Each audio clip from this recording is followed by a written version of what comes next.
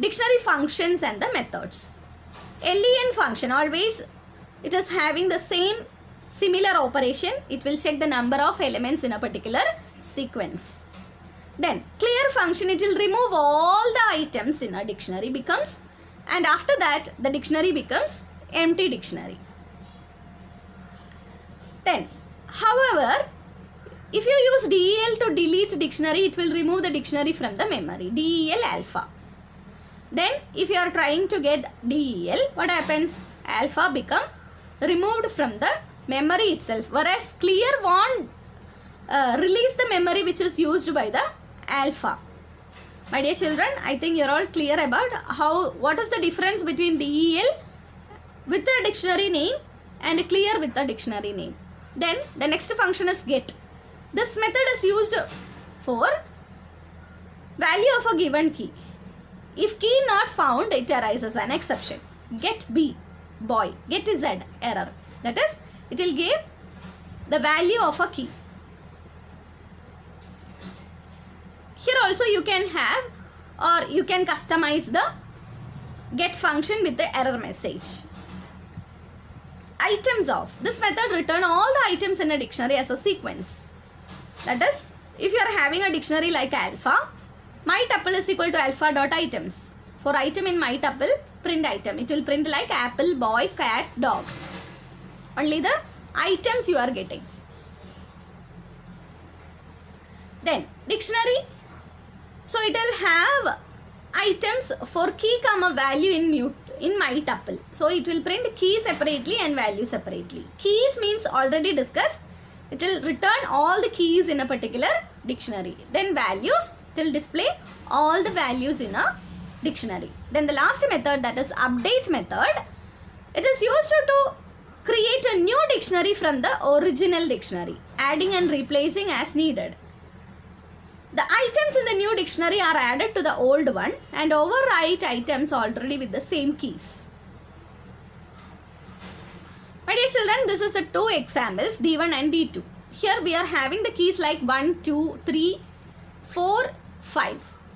So in the new dictionary you will have 1, 2, 3, 4, 5. And if a dictionary having the same key, that is 2 and 2, 4, look at the 4 value, it is updated. Again 2 is updated. Instead of 200, it is updated with the 222. Instead of 400, it is updated with the 444. It is equivalent to like D1 of key equal to D2 of key.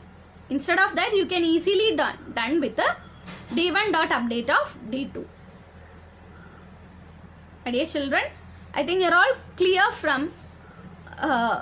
about what are the functions we studied. Then from keys, return a new dictionary with the given set of elements as the keys of the dictionary. New keys, here we are giving a tuple. Then from keys, D1, we are getting none. Then values, NA. If you are giving vowels, then count. Given value is assigned to each entry, NA. Then from keys, values comma count. So you will get each and every value will be 1. And append 2. So it is appended with the 2. Then copy. As the name suggests, it will create a copy of a dictionary. D1 is a dictionary.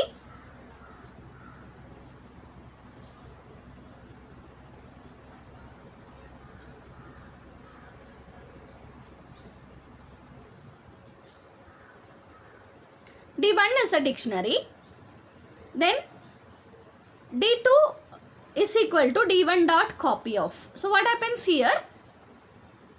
D2 gets a copy of D1 and you can change the value. D2 salary is equal to 10,000. So 10,000 will be updated. D1 will be 800. Pop item. It will remove the last dictionary item or returned key value like that. So pop item off. So it will retrieve the item along with the key. So it will retrieve as a tuple. the deleted element will be a tuple and it will be returned back to the programmer's program. Then max of. This function return the highest value in a dictionary. This will work only if all the values in the dictionary of numeric type. Then min of. Here also this function gives the lowest value in the dictionary only if the dictionary is in the type of numeric. Then sorted. Here the sort the key or a value dictionary in either ascending order or descending order. By default it will sort the keys. According to the keys given, it will sort the values, sorting the keys. Or else you can give sorted d1 dot values. If you want to return in the reverse order, reverse is equal to true. You need to give another argument like reverse is equal to true. Then, if a character appears in a program to count how many characters appear in a dictionary. Here is a dictionary. CH is a key. If key not in D, count the name dot count of CH. Then if you are giving a string, then it will count the characters in a particular string using a dictionary concept.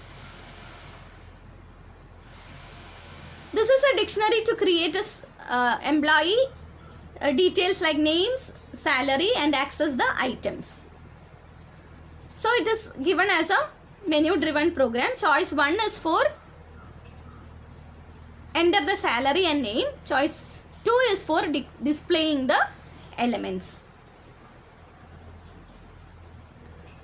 My dear children, please try this program. This program is continuing in this slide also. Please try this program as a worksheet today so that you can easily know how the dictionary works. I think you're all clear about the methods and functions in a dictionary. Thank you.